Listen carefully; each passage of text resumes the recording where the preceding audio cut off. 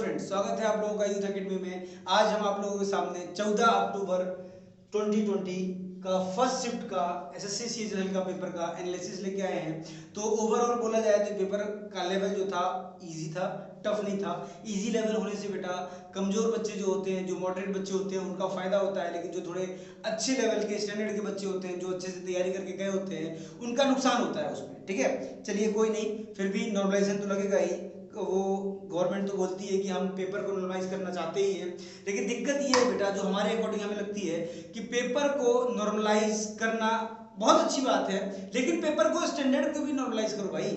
आपने एक सेट दिया बहुत हार्ड दे दिया, एक सेट बहुत इजी दे दिया, एटलीस्ट नॉर्मलाइज करो उनको उनको सबको लेवल पे लेके आओ। थोड़ा बहुत ऊपर नीचे चलता है। अब नॉर्मलाइजेशन आप ऐसा करते हो कि किसी बच्चे का नंबर 30-30 40-40 बढ़ा देते हो, किसी बच्चे का नंबर 2-2 4-4 5-5 काट लेते हो, तो वो नॉर्मलाइजेशन समझ में नहीं आता है। ठीक है, चलिए कोई बात नहीं, खैर हम उसमें कुछ नहीं कर सकते हैं, हम लोग अपने तैयारी को और अच्छा कर सकते हैं। देखते हैं, तो पहला सवाल बेटा जो आया हमारे सामने वो है कि अ boat covers 42 kilometre distance in down stream in 6 hours. Hindi में पढ़ा जाए बेटा तो एक नाव 6 घंटे में बहाव के साथ 42 किलोमीटर की दूरी तय करती है। ठीक, आगे लिखा है and 15 kilometre distance up stream in 5 hours. इसका मतलब 15 किलोमीटर की दूरी धारा के विरुद्ध 5 घंटे में तय करती है। तो पूछा गया था find the speed of stream, मतलब धारा की चाल ज्ञात करें।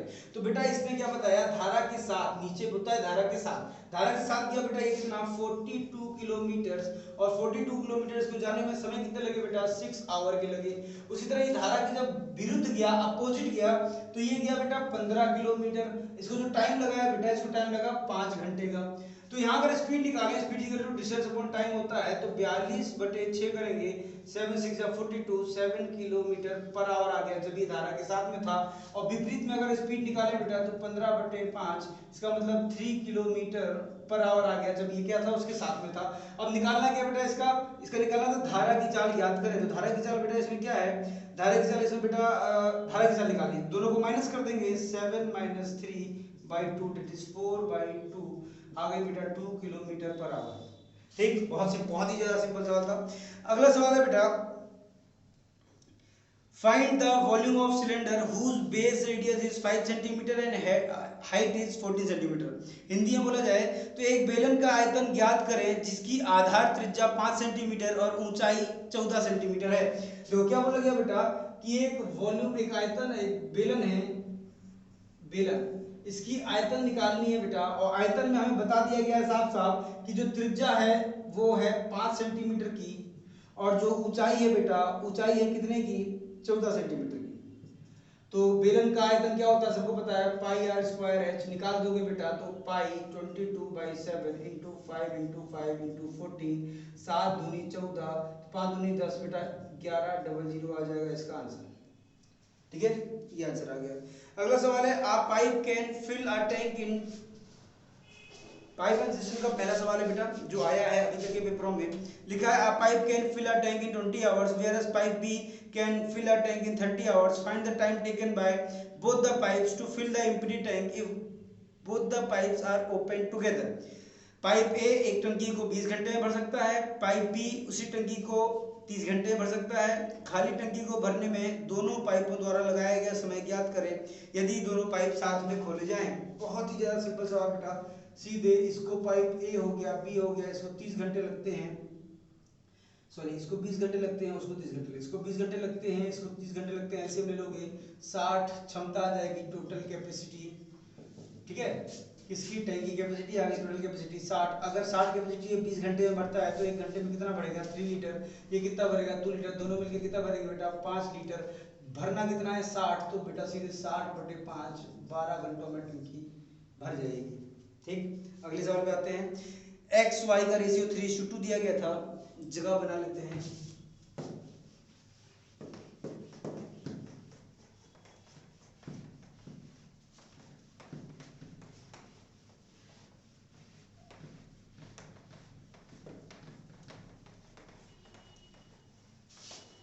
देखिए अगला सवाल बेटा बोला गया था कि x रेशियो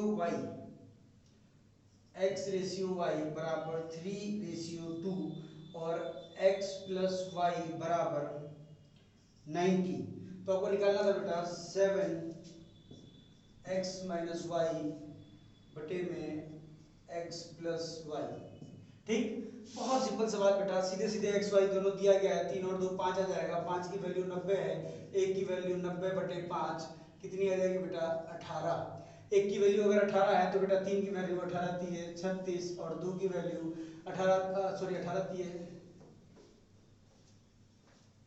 54, 18 दूनी 36। ठीक, अब देखो x की वैल्यू बेटा निकल के आ गई हमारे पास कितनी 54 और y की वैल्यू 36। यहाँ रख देंगे 36 माइनस सॉरी 54 माइनस 36 करेंगे 7 इंटू 18 बटे में x प्लस वाई करेंगे तो x प्लस वाई तो बेटा लिखा ही गया है सीधे सीधे, कितना था हमारे पास 90 है ये 90।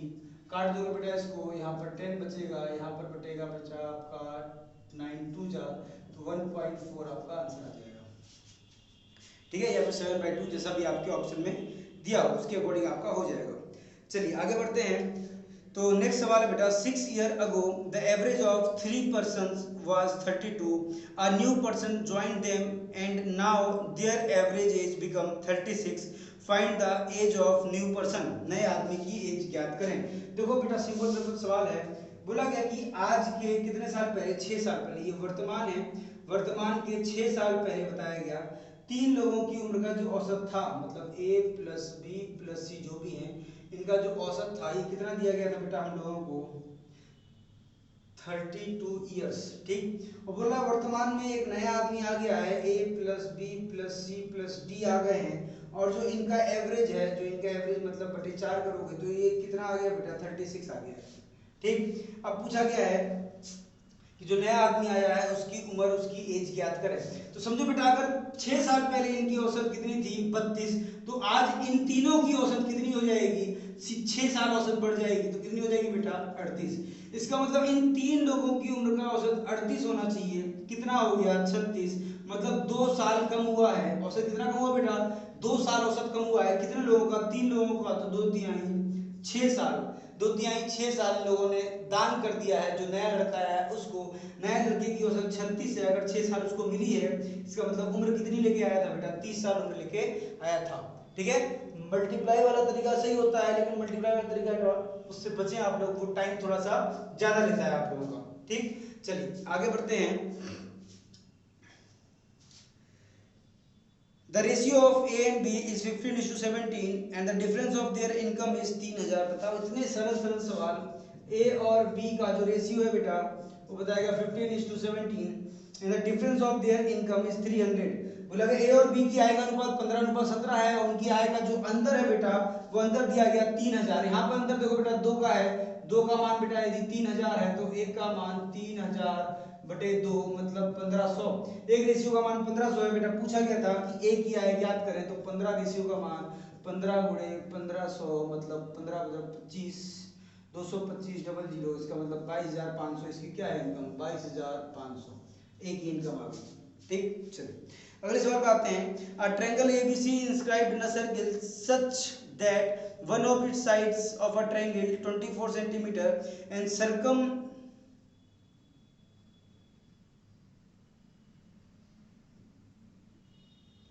सॉरी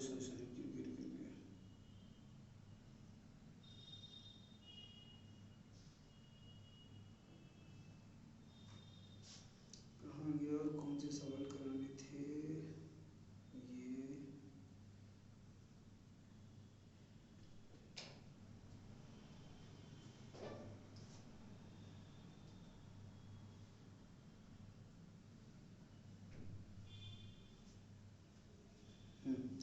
क्या करा रहे थे मैं आपको, ये वाला सवाल में लिखा ए और बी की आय का अनुपात हमने लिख लिया, ये वाला सवाल ये हो चुका है, बहुत डाउन स्ट्रीम अप स्ट्रीम हो चुके थे, 6 ईयर से वो एज वाला हो चुका है हमारे पास सवाल। अब अगला सवाल देखेंगे हम लोग। अच्छा ये सवाल बेटा अगला है हम लोगों का, सॉरी वो हम लोग शायद नेक्स्ट में या पुराने वाले सेट में चले गए थे, इस सेट में दोबारा वापस आओ।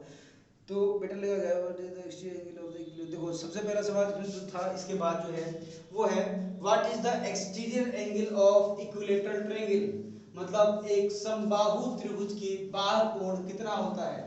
इससे सरल सवाल पेपर बन ही नहीं सकता बेटा। समबाहु त्रिभुज के सभी अंतः कोण कितने होते हैं 60 60 होते हैं, तो बाह्य कोण कितना होगा 180 - 60 कर दोगे तो आंसर कितना आ जाएगा बेटा 120। तो 120 होता है, लिखने की भी जरूरत नहीं है इस सवाल को। ठीक, अगला सवाल है बेटा इसमें हम लोगों का find the number nearest to 19654 which is divisible by 9। 19,654 के निकटतम संख्या ज्ञात करें जो 9 से विभाजित है। 19,6 कहाँ गया, 19,654 इससे सबसे निकटतम जो 9 से भाग हो रही है। बेटा हमने कल भी बोला था आप लोगों से कि भाजक वाला जो नियम होता है जरूर पढ़ के जाएं, डिविजिबिलिटी रूल जो होती है वो जरूर पढ़ के जाएं।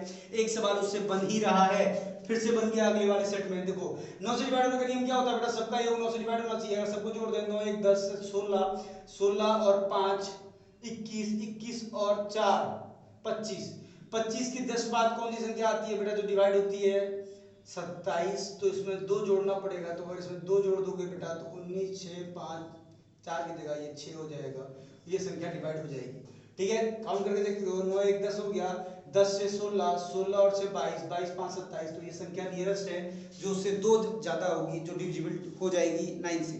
ठीक, चलिए आगे बढ़ते हैं नेक्स्ट क्वेश्चन की तरफ बेटा। तो नेक्स्ट क्वेश्चन है इसमें हम लोगों का the ratio of area of two similar triangle is 324। दो सिमिलर ट्रायंगल हैं, ये फर्स्ट ट्रायंगल बोलते हैं, ये सेकंड ट्रायंगल बोलते हैं। इनका जो एरिया का रेशियो है, क्षेत्रफल का जो रेशियो है वो दिया गया है बेटा 3 2 4 अनुपात 2 2 5। ठीक, 3 2 4 और 2 2 5 इनका क्या दिया गया है, क्षेत्रफलों का अनुपात दिया गया है। उसके बाद बोला गया था इसमें कि if the altitude of the smaller triangle is 10 centimetre then the altitude of the bigger, मतलब छोटे वाले का जो एल्टीट्यूड मतलब हाइट होती है बेटा, ऊंचाई होती है, ऊंचाई अगर छोटे वाले का 10 है तो बड़े वाले का ज्ञात करना है। तो सबसे पहले हमें एरिया निकालने के पहले रेशियो अगर कुछ कट रहा है तो काट लेते हैं। जैसे कि आपको दिखाई दे रहा होगा 9 और 9 कट रहा है, 9 से काट दो, 9 तिये 27 होता है और 27 के बाद यहाँ पर कितने बचेंगे 54, 9 छक 54। इसको भी 9 से काट देंगे तो 9 दूनी 18 और 9 बचे तो 3 और 6।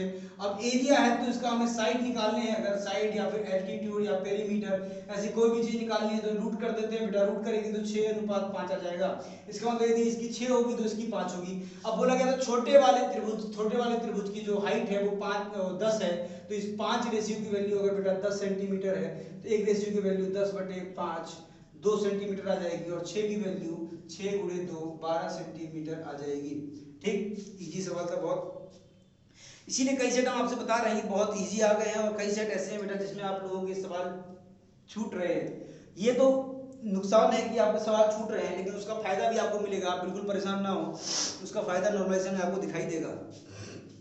ठीक है, चलिए ये हो गया। अब आगे बढ़ते हैं हम लोग। तो अगला सवाल है बेटा हाँ cos x बराबर 24/25। बहुत सरल सवाल, cos x बराबर 24/25 लिखा गया है। तो then the value of cot x plus cosec x, यहाँ पर cot x plus cosec x की वैल्यू पूछी गई। बेटा cos की वैल्यू क्या होती है, राइट एंगल ट्रायंगल तुरंत बनाया करो। ये अगर x है बेटा हम लोगों का, तो cos होता है 30/30, मतलब cos होता है सॉरी बेस बाय हाइपोटेन्यूज, 24 हो जाएगा तो ये कितना हो जाएगा 25। अगर ये 24 है 25 तो बेटा अपने आप बताओ कितना होगा, ये 7 होगा, है ना, तभी पॉसिबल है ये।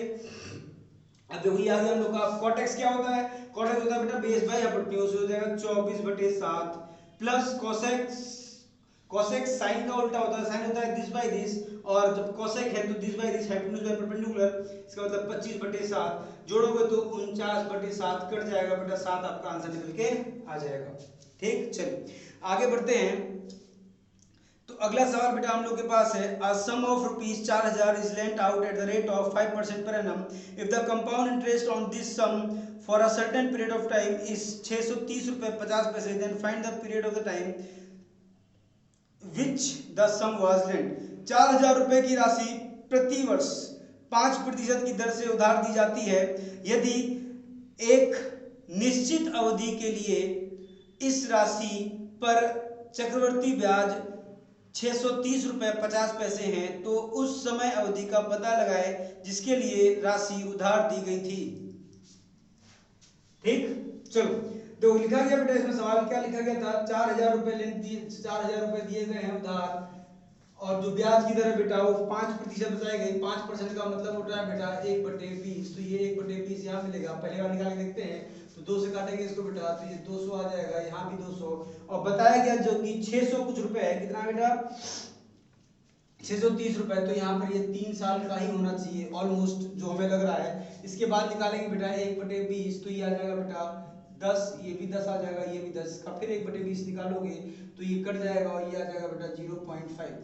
जोड़ोगे सबको तो 0.5 दिखाई दे रहा है। उसके बाद बेटा 10 10 10 हो जाएगा, मतलब 30 हो जाएगा। 2 4 6 630 रुपये 50 पैसा, बिल्कुल 3 इयर्स के लिए है पूरा पूरा, कोई कम या ज़्यादा नहीं।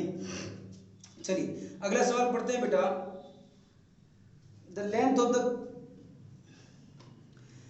लिखा बेटा the length of the cuboid is increase by 10%, breadth of the cuboid is increase by 20% and the height of the cuboid is decrease by 14%, then the percentage change in the volume. ठीक, ये directly आप percentage वाले फॉर्मूले से भी लगा सकते हो जिसमें a + b a - b वाला होता है। ठीक है, उससे ही लगा लेते हैं। गहराई करने से क्या फायदा है, 3 है, 3 भी छोटे छोटे हैं, जल्दी निकल जाएंगे। अगर बड़े वाले होते तो लोग दूसरा वाला लगाते हैं, प्लस और माइनस वाला। अगर ये सिंपल है तो डायरेक्ट हो जाएगा। बेटा क्या क्या बोला गया है, पहले बढ़ाया गया है, क्या क्या बढ़ाया गया है बेटा, इसका 10% लेंथ बढ़ाया गया है और 20% ब्रेथ बढ़ाया गया है। ठीक है, तो 10 + 20 + 10 × 20/100 काट दोगे बेटा तो ये आ जाएगा 30 और 2 32%। अब 32% का निकालेंगे हम लोग किसके साथ, जो कम हुआ है कितने परसेंट, 14%। तो 32 - 14 + 32 × 14/100, 32 में से 14 घटा दोगे बेटा तो कितना आ जाएगा 8 और 1 18, 18 ये माइनस का था बेटा, -14 है, ये ध्यान रखना -14। तो ये 18 माइनस का आएगा क्योंकि जब मल्टीप्लाई होगा तो माइनस का हो जाएगा। तो 64, 7 से 7 हो जाए 28, 2 हाथ में 7 से 42 और 46। ठीक, ये जाएगा 4.68, माइनस कर दोगे बेटा इसमें तो हो जाएगा 13.2 और यहाँ से घटाओगे तुम तो 9 में से 3, 13.32% की बेटा क्या हो जाएगी, इंक्रीमेंट हो जाएगी, इंक्रीज होगा, ये डिक्रीज नहीं होगा, फायदा होगा नुकसान नहीं होगा इसको। ठीक, चलो आगे बढ़ा जाए बेटा। तो अगला सवाल हम लोग का दिया गया, इसमें क्या है,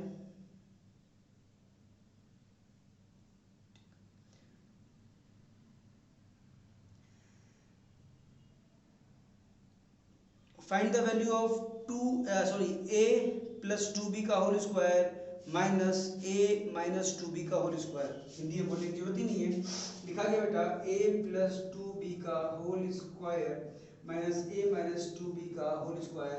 बेटा ये आप लोगों ने पढ़ा है, हमने आपको क्लास में ही पढ़ाया है। अगर ये a + b का whole square minus a - b का होल स्क्वायर अगर होता है ये सेट, तो हमेशा क्या आता है 4ab आ जाता है हम लोग के पास आंसर। ठीक, वही यहाँ पर होगा बेटा, सीधे सीधे अगर निकालना चाहो तो 4 2 जा 8,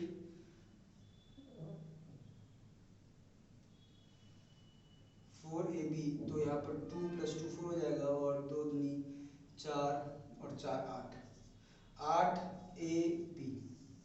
ठीक, डिटेल में करना चाहो तो कर सकते हो। ये खोलोगे तो पूरा सब खत्म हो जाएगा, a² + b² सब कटपट के बराबर हो जाएंगे, ये 4b² आएगा। ठीक है, +4ab आ जाएगा, सेम चीज यहाँ पर आ जाएगा 4ab, यही दोनों बचेंगे तो सीधे 8ab आपका आंसर आ जाएगा। ठीक, चलिए आगे बढ़ते हैं।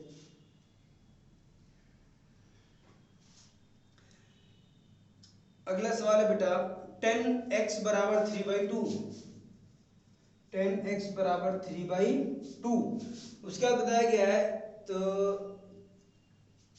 3 sin x + 2 cos x / 3 sin x - 2 cos x। कुछ निकालना था बेटा इसमें, 3 sin x + 2 cos x, plus में ऊपर ना, हाँ नीचे माइनस में, 3 sin x - 2 cos x। ठीक, ये तो सबसे पहले 10 दिया हुआ बेटा, 10 क्या होता है, ये 3 है, ये 2 है, 3 3 का 9, 2 दूनी 4, 9 और 4 जोड़ोगे बेटा √13 आ जाएगा। साइन की वैल्यू रखोगे, साइन दिस बाई दिस होता है तो 3 3 का 9/√13 प्लस कॉस का रखोगे तो दूनी 4, तो 4/√13 बटे में भी यही होगा 9/√13 माइनस 4/√13। बेटा माइनस करोगे 9 4 13 बटे में माइनस कर दोगे तो 9 4 5 13/5 आपका आंसर आ जाएगा। ठीक है, बहुत सिंपल सिंपल सवाल आए थे तो बताना बस जरूरी है इसलिए बता रहे हैं, नहीं तो करवाने का वैसे इसका कोई वो नहीं है, मैक्सिमम बच्चों के सवाल इसमें सही हो गए होंगे। ठीक, चलिए आगे बढ़ते हैं। लिखा गया इफ सेके नहीं ये वाला, to tangents PA and PB are drawn outside from the point P to the circle such as angle PAB is equal to 60 and PA is equal to 12।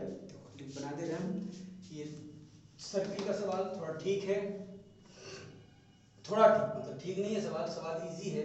देखो ये बताएगा क्या, P पॉइंट से AB पे, this is A and this is B, P point से this is P, ठीक है। P point से AB दो टेंजेंट खींचे गए, PA and PB drawn from the point P such that angle APB this is बताया गया 60 डिग्री है, ठीक है। फिर क्या बताया गया, और PA is equal to 12 centimetre, PA जो है वो 12 सेंटीमीटर का है बेटा, ये 12 है तो ये भी 12 होगा, हमें पता है।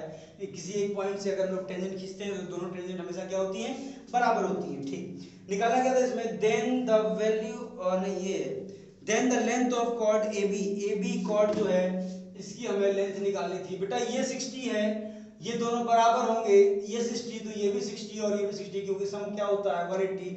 अगर ये दोनों बराबर है बेटा, ये भी बराबर, तीनों बराबर है, मतलब इक्विलेटरल ट्रायंगल, मतलब ये भी क्या हो जाएगा 12 सेंटीमीटर, और यही आपका आंसर है 12 सेंटीमीटर, ठीक। बिल्कुल सेम पैटर्न पे एक और सवाल बच्चे ने भेजा है, उसने बताया था कि एक सर्किल सेम थोड़ा सा चेंज है इसी पे, इसी वाले पैटर्न पे, ये सर्किल है, दो टेंजेंट है PA और B। अब बताया गया था ये जो एंगल है बेटा ये 70 डिग्री का है, ठीक। और बताया गया था AOB, O अगर सेंटर है इसका तो AOB जो ये वाला एंगल है, ये एंगल कितना होगा पूछा जा रहा था, ठीक। चलो इसमें बेटा कुछ नहीं, आपको पता होगा कि जब भी टेंजेंट को हम लोग रेडियस से जोड़ते हैं तो हमेशा ये एंगल 90 होता है और ये एंगल भी 90 होता है, क्योंकि ये भी टेंजेंट से जोड़ा जा रहा है, ठीक है। ये पॉइंट यहीं पे है, टेंजेंट से जोड़ा जा रहा है। अब ये भी 90 है बेटा, ये भी 90 है, और सबका सम 360 होता है, तो 180 में से सीधे 70 को घटा दो, 110 डिग्री हमारा बेटा आंसर आ जाएगा 110 डिग्री, ठीक। चलो अगला देखते हैं बेटा, तो अगला सवाल है इस सेट का आखिरी सवाल, the cost price of 12 article is equal to selling price of 8 articles. लिखा गया बेटा cost price of 12 article is equal to selling price of 8 article, मतलब जितने रुपए में हमने 12 वस्तुएं खरीदी थी उतने ही रुपए में 8 वस्तुएं बेच दी। 12 वस्तुएं खरीद कर अगर 8 बेच रहे हैं, इसका मतलब 4 वस्तुओं का लाभ कमा रहे हैं। और कितनी वस्तुएं बेच दी बेटा, 8 वस्तुएं बेच दी, गुणे में 100, 4 दूनी 8, मतलब 50% का उससे क्या हो गया, प्रॉफिट हो गया, ठीक। इस सेट का ये आखिरी सवाल है। चलिए अब थोड़ा सा सेकंड सेट का भी देख लेते हैं हम लोग, जो हम लोग का सेकंड सेट हुआ था उसके भी कुछ सवाल आ गए हैं, ठीक है। सवाल तो सारे आ गए हैं लेकिन वो अगले सेट में सोल्व कराए जाएंगे।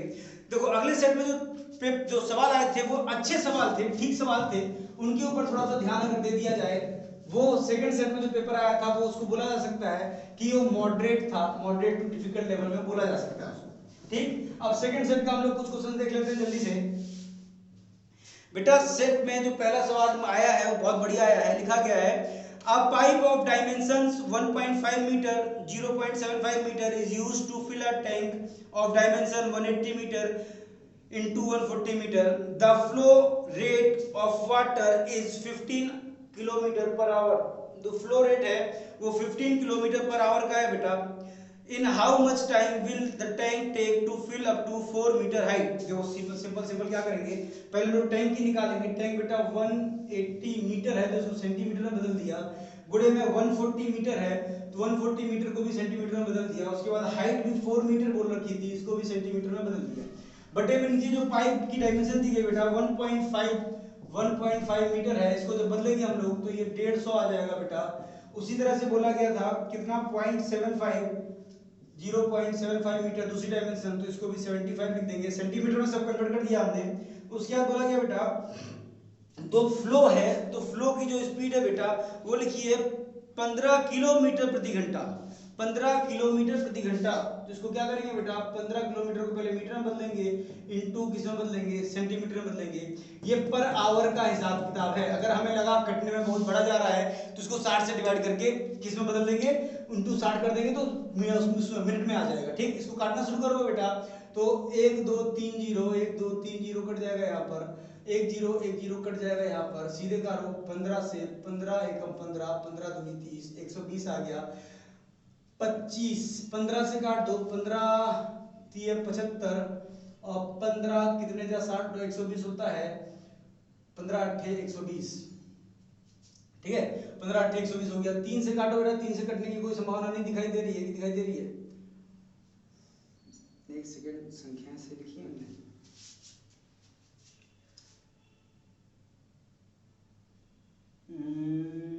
180 14 ठीक, और हाइट 4 है, ठीक है। अब देखो बेटा कुछ कटने वाला नहीं है यहाँ पर, अब देख लो बस 0 0 कट सकता है, तो 0 0 0 0 काट दो। 15 5 कहीं कटेगा नहीं, अब हम लोग 0 0 सब खत्म हो चुके हैं, तो ऊपर क्या बचा हमारा 8 × 14 × 4, तो नीचे बटा 15 3 75 और ऊपर क्या बचा बेटा, अरे 15 3 45, नीचे 45 बचा है, ऊपर कितना बचा बेटा हम लोग का, इसको गुणा करेंगे अगर हम लोग तो 4 चौके 16 56 8 8 6 48 4 44, ये बचा हुआ बेटा। इसको अगर हम लोग आवर्स में कन्वर्ट करना चाहें तो ये अप्रोक्सीमेट बेटा देखोगे, अगर 9 से करते हैं हम लोग इसको, 10 से करेंगे तो आगे आ जाएगा, तो 9 आवर्स कंप्लीट हो जाएंगे। 9 आवर्स में कितना हो जाएगा, 945 4 9 4 36 36 और 40, ये 48/45 आ जाएगा। इसको गुणा कर देंगे 60 से, ठीक है। 15 चौके 60, 15 30 है, ठीक। इसको गुणा कर देंगे 48 और उसको, तो कितना आ जाएगा, 4 चौके 16 2 3 4 चौके 16 17 19 192, उसको डिवाइड करेंगे अगर हम लोग तो 6 3 जा 18 और 4 जा 12, ज़्यादा आगे चला गया, थोड़ा सा पीछे आओ, ठीक है।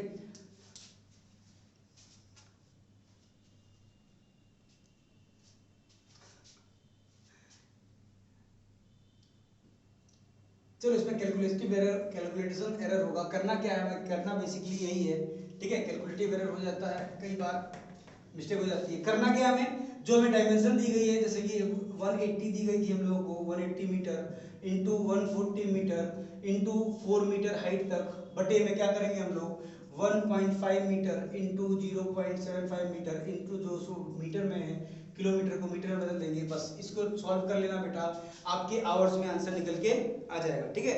चलो